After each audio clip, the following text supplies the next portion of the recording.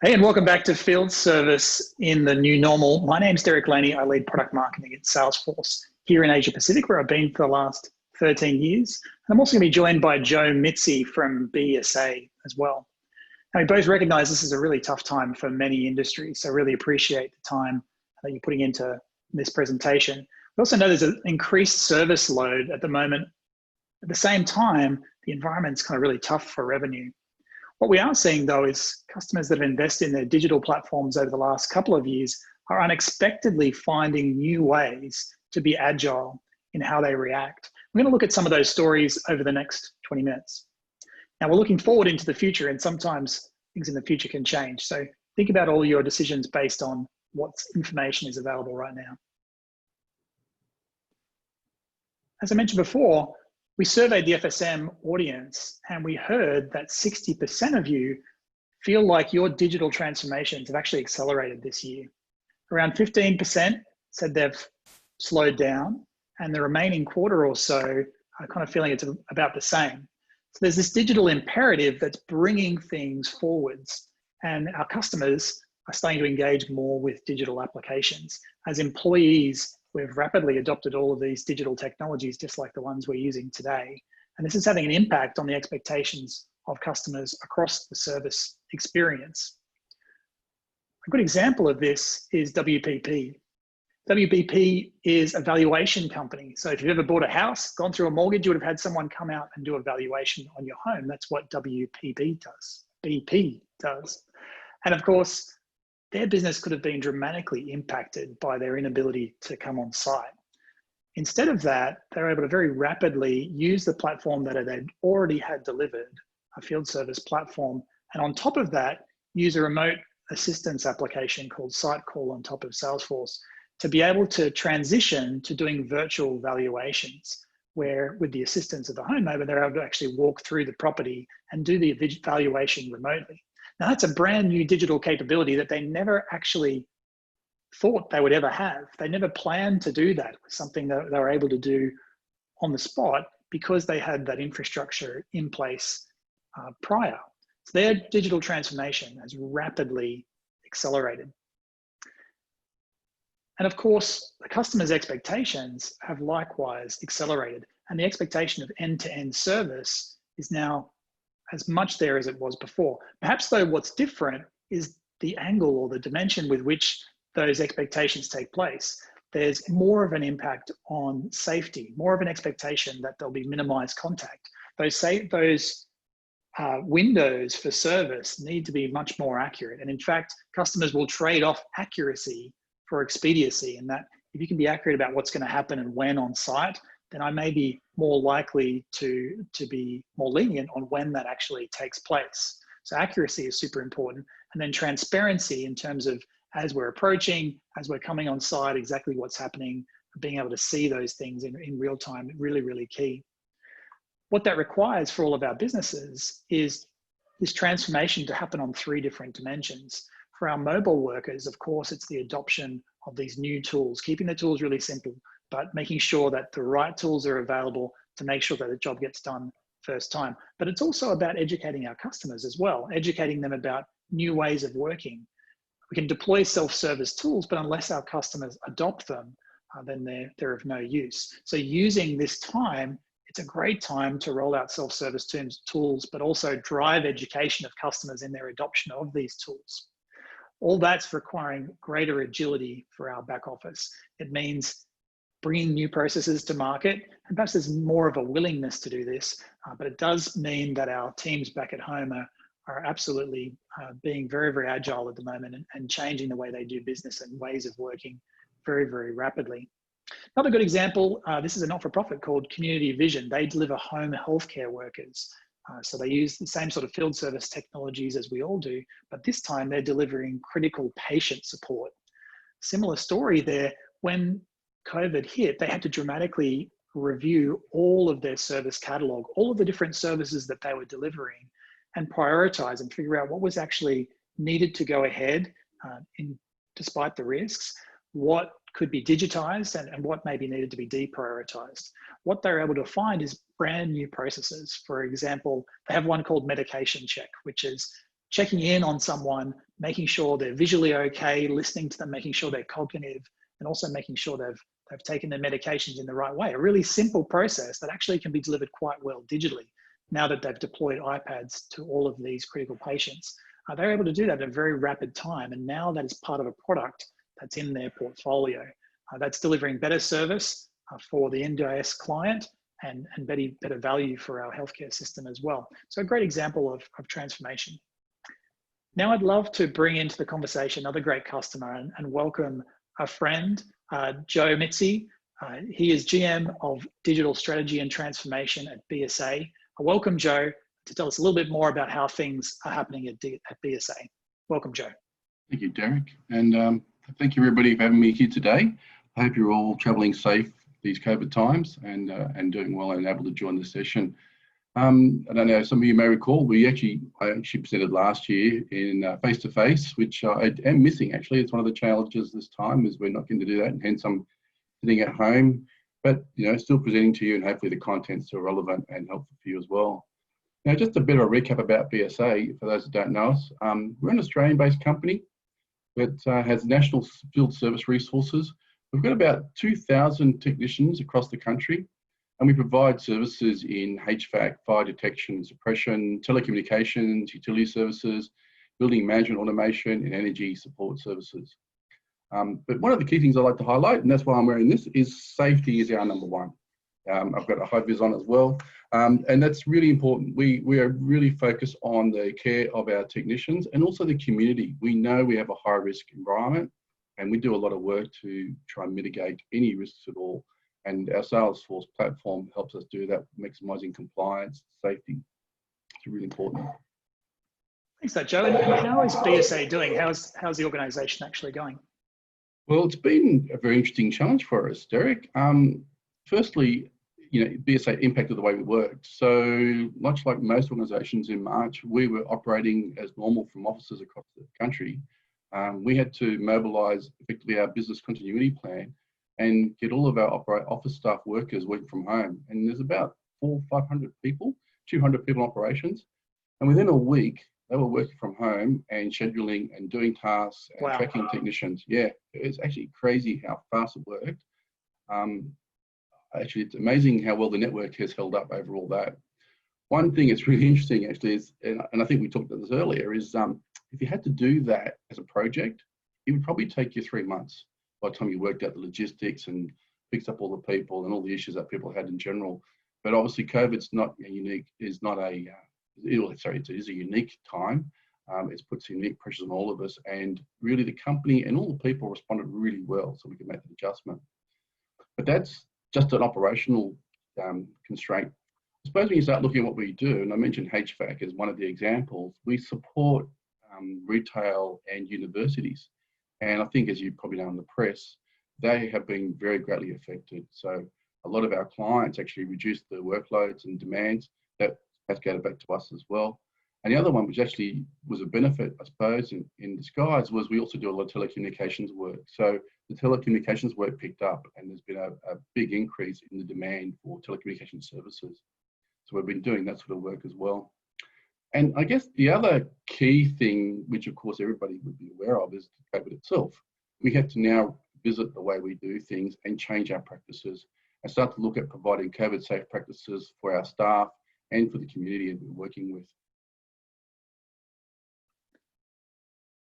And what are you seeing as some of the opportunities during the recovery? Obviously, you've had to change the way that you're working. What are some of those opportunities for some of these processes maybe to stay beyond the end of the pandemic?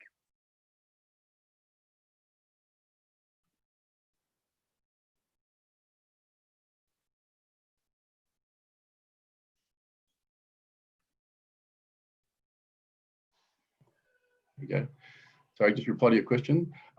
So I think the first thing that we need to think about is the fact that COVID will probably be here for a while in some form or another before a vaccine's been rolled out and is fairly effective. So the first thing we're going to have to do is maintain COVID safe practices. So that means changing the way we do things on a permanent basis. That's not necessarily all bad. I think working from home for a lot of us, including myself, has actually worked out quite well. So that's good. We're avoiding the traffic. I think the other thing now is we need to look at how we engage with our clients and customers. So one of the things we've been doing at the moment is working with our clients to look at self-help technologies. So being able to help clients or customers at home who are using, say, telecommunication services and may incur a fault or an issue, to use some remote support services to assist them, address issues themselves, and again, restore that service. And that's probably a great thing. And what about the field teams as well? What's going to be maintained for them? Yeah, the field, again, a different arrangement required for them. Firstly, the way we support the field resources. So we need to look at the tools that we provide them. So we've been looking at more location assisted services that will work where they are. So when we're routing technicians and we're assigning them to a job, we can determine what's the closest resource to that task, especially in an emergency situation. And also using things like customer notifications. Now that's common technology, but being able to coordinate with the client. So when the technician is actually about to arrive on site, they can be there, welcome the technician appropriately, check all the safety parameters, and then allow them to access the property and do their work as appropriately required. And has it changed the way that, say, field techs are working with second level support and with their managers? Is that something that's changed as well? Yes, indeed, actually. Generally, we would have a frontline manager supporting a number of technicians, and of course, Australia's a big place, so it's already a bit of a challenge to be everywhere at once. But the other thing is now we need to reduce the amount of times that a frontline manager would engage with his resources unnecessarily. So we're using some of the video tools, we're looking at some different products that will allow us to have a chat with the technician, or the technician can engage with the frontline manager, say, hey, I've got this problem, I need some additional support. What do you think is going on here?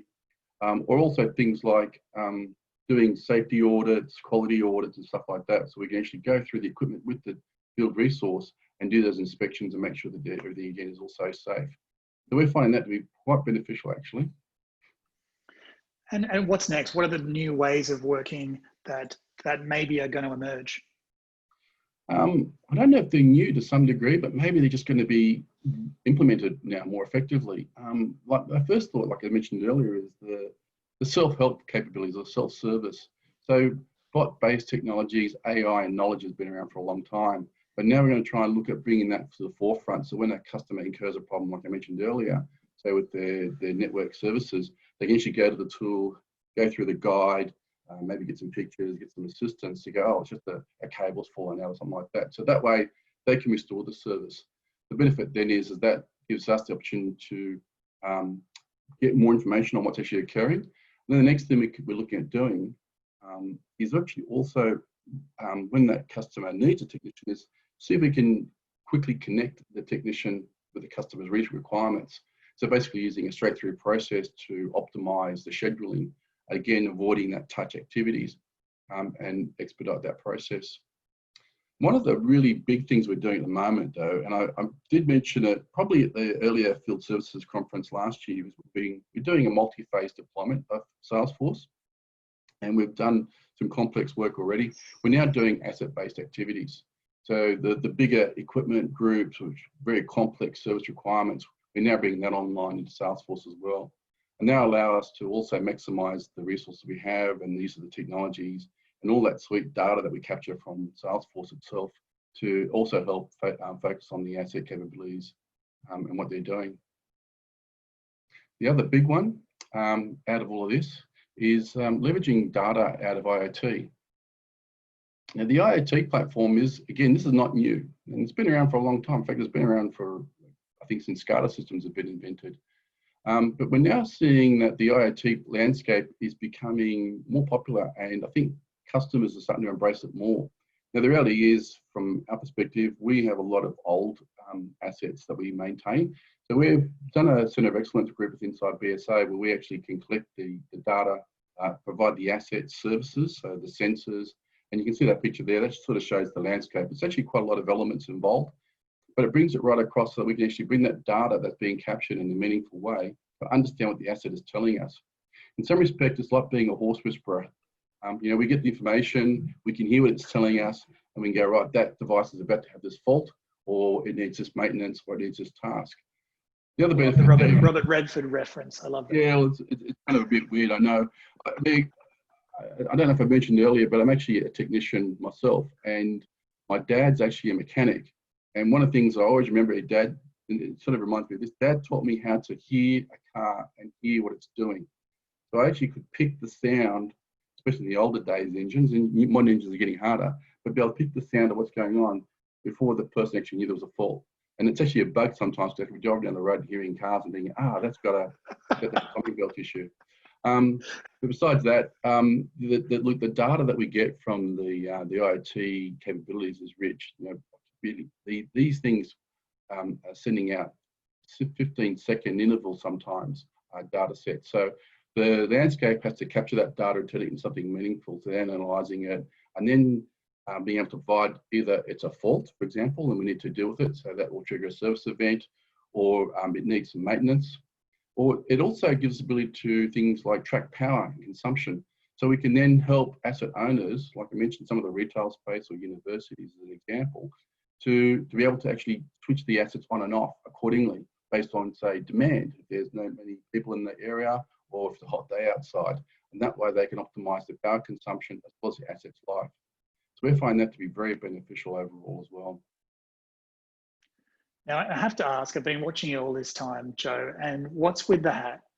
Well, as I said before, it is about safety, right? So everything's important, but make a good point. So just recently, I decided to shave my head to shave the foundation. Let me just it's a good look. It's a great look. Yeah, sorry. It's probably a bit scary at times, people that know me, and certainly the picture that's on the beginning of the PowerPoint doesn't look like me. So I apologise, but no, it was a great cause. And I really appreciate all the donations that we actually got along the way to help those people, especially the children that suffer from leukemia. It's a horrible disease. It's a great cause. It out. And thank you for sharing your thoughts on where BSA is up to at the moment. And it's a lot of your input and a lot of our customers' input that's really driving our direction at the moment and where we're putting investment. And it's really in these two different areas, those that you've talked about. One is those key things to differentiate with service, optimization, all those great things. But then also maximizing asset performance, and the asset side of things is also a big theme of where our product teams are working at the moment. I thought it might be useful just to give you a bit of an update on where Salesforce Field Service is up to. We've just re-released a new version of Salesforce Field Service, and these are a couple of the key things that have come out and that are coming very, very shortly in terms of Salesforce Field Service.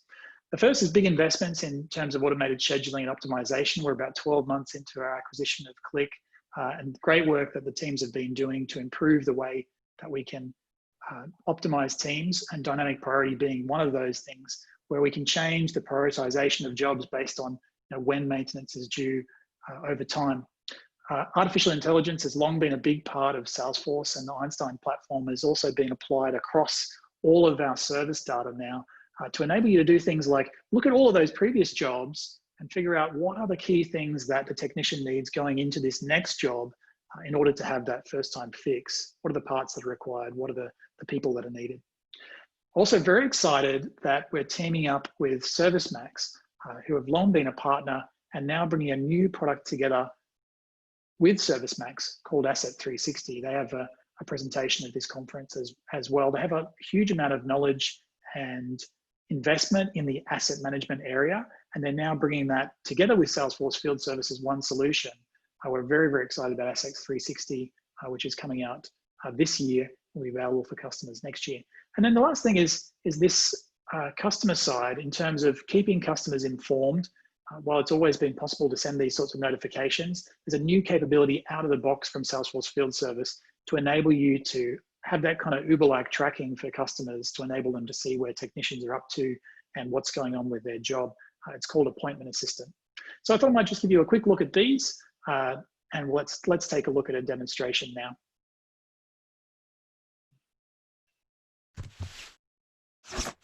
Salesforce Field Service connects your field service teams, contractors, and customers on the #1 CRM platform to deliver mission-critical service.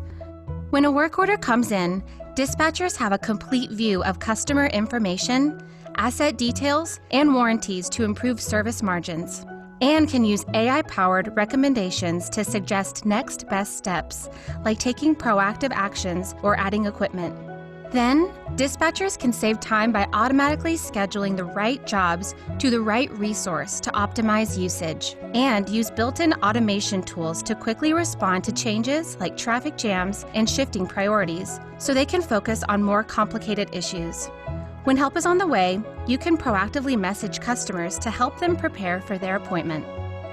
Once dispatched, technicians have all the info they need through the Field Service mobile app, like customer details, service history, and steps to make sure the job is done right during the first visit. And if there's a change in business needs, you can respond by quickly building and deploying solutions like remote assistance, safety checklists, and other guided experiences right on the Salesforce platform. See how to empower your field service teams from anywhere with Salesforce.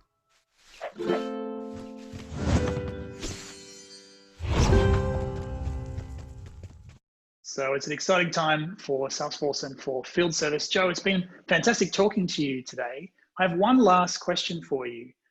If you had known this year was coming, what would you have done differently to prepare? Yeah. Like I said, I think I would take a holiday, a big holiday overseas, captured on that. Look, you know what's really interesting is I think we've been working on our Salesforce strategy for 2 years. So actually, I think we're quite fortunate that we were working on that. I think cloud platforms would have, the broader use of cloud platforms provide that expanded capability for the field resources and the remote resources would also be an important one. But it's really hard to say. I think, to be honest with you, I think it's one of those things it's really hard to predict the future, right? Especially hindsight's a tough thing. So yeah, it's a good question. That's why I think the holiday would have been the better one. And what do you think is the most important change that you implemented this year that'll still be in place in 2 years' time? Like, how are you going to benefit out of this time? Look, I think the way people think about work, the work from home, that sort of thing, and leveraging the technology. I think the technology has always been there, but there's always been the option of doing things face-to-face or on-site and so on. I think that will change now, and we'll be looking at more remote access, the self-serve, like you've mentioned here, bot-based technologies, the IoT-based information to monitor assets and try to remotely support them. I don't think you'll get away from a field resource. This stuff is it's high voltage, it's high pressure, it's got a few things, and you need the right technical resource to do the work. But the more mundane tasks or those things, I think we'll start to see we'll be able to use alternative technologies to replace them. Joe, thanks so much for your time today, and thanks for listening to us here at FSM Online. Thank you, Derek. Happy to help you out. Help everybody stay safe. Bye-bye.